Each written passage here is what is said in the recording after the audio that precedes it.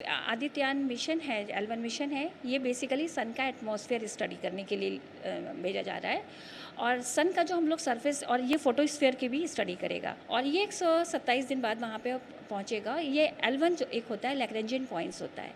सन और अर्थ के बीच में 5 लैग्रेंजियन पॉइंट्स हैं, L1, L2, L3, L4, L5।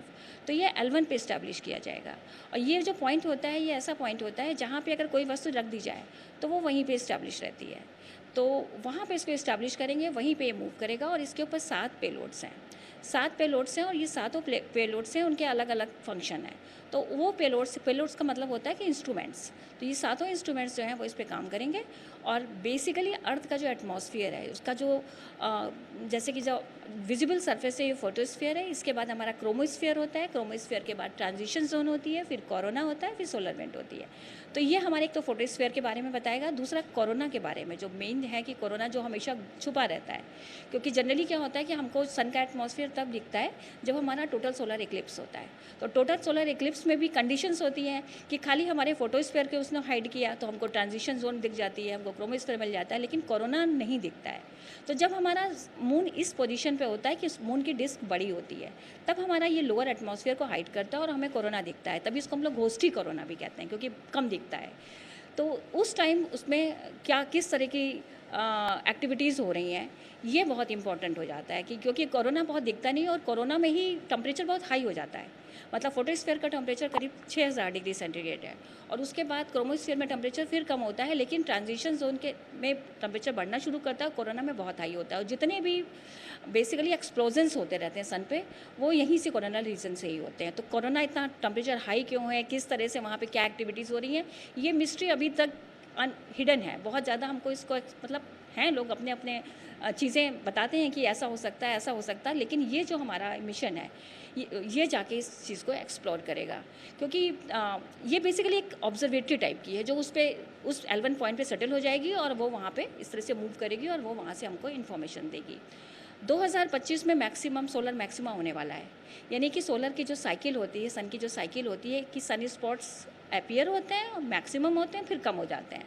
तो ये 2025 में होने वाला है। तो उस टाइम हमारा सन बहुत एक्टिव होगा और सन जो एक्टिव होगा उसमें इस तरह के विस्फोट बहुत ज़्यादा होंगे, तो उसका सीधे असर पृथ्वी पे पड़ता है, पृथ्वी के एटमॉस्फेयर पे पड़ता है। तो ये सारी स्टडी के लिए क्योंकि 25 में ही सोलर मैक्सिमा भी हो रहा है, मैक्सिमम सन स्पॉट्स दिखेंगे हमको, मैक्सिमम वहाँ पे मीन कहेंगे कि इनस्टेबिलिटी होगी, मैक्सिमम प्रोमिनेंसेस बनेंगे, सोलर फ्लेयर्स निकलेंगी। तो ये टाइम भी बहुत ही हमको लगता है कि बहुत ही अच्छा टाइम है जिसमें हम ये सारी चीज़ों को भी हम देख पाएंगे। चंद्रयान 3 के लॉन्चिंग के बाद, लैंडिंग के बाद तुरंत ये हम लोग स्पेस तकनीकी में लगातार निरंतर हमने 1975 से अपना ये कार्यक्रम आर्यभट्ट के से पहला स्पेस मिशन भेज के शुरू किया था। उसके बाद निरंतर हम लोग ने भास्कर 1, भास्कर 2 इस तरह से हम लोग भेजते चले आ रहे हैं।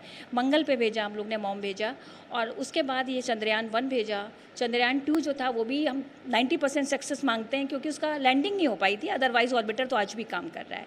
फिर चंद्रयान 3 ने तो ये हिस्ट्री क्रिएट कर दी।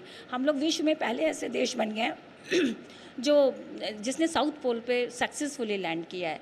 तो इस क्षेत्र में हम लगातार प्रगति करते जा रहे हैं, विश्व में अपना परचम लहराते जा रहे हैं और विदेशों में भी, जैसे नासा आपकी बहुत बड़ी एक स्पेस एजेंसी है, लेकिन हम लोग भी आके अब निरंतर उसी की तरफ बढ़ रहे हैं क्योंकि जो भी कोई ऐसा नहीं हुआ, मॉम पहली बार हुआ और बिना फेलियर हुए अपना इस्टेब्लिश हो गया, उसने अपना फंक्शन करने लगा।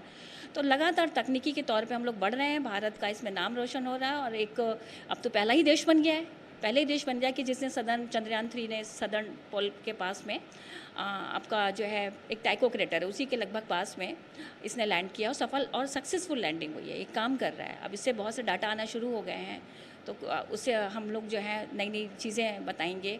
इसी तरह से ये जो आदित्य मिशन है ये हमारा सक्सेसफुली लॉन्च होगा और इसके सारे पेलोड्स काम करेंगे अच्छे से और जो अनएक्सप्लोर्ड हिस्ट्री है या मिस्ट्री है उसको हम लोग विश्व के सामने रख पाएंगे।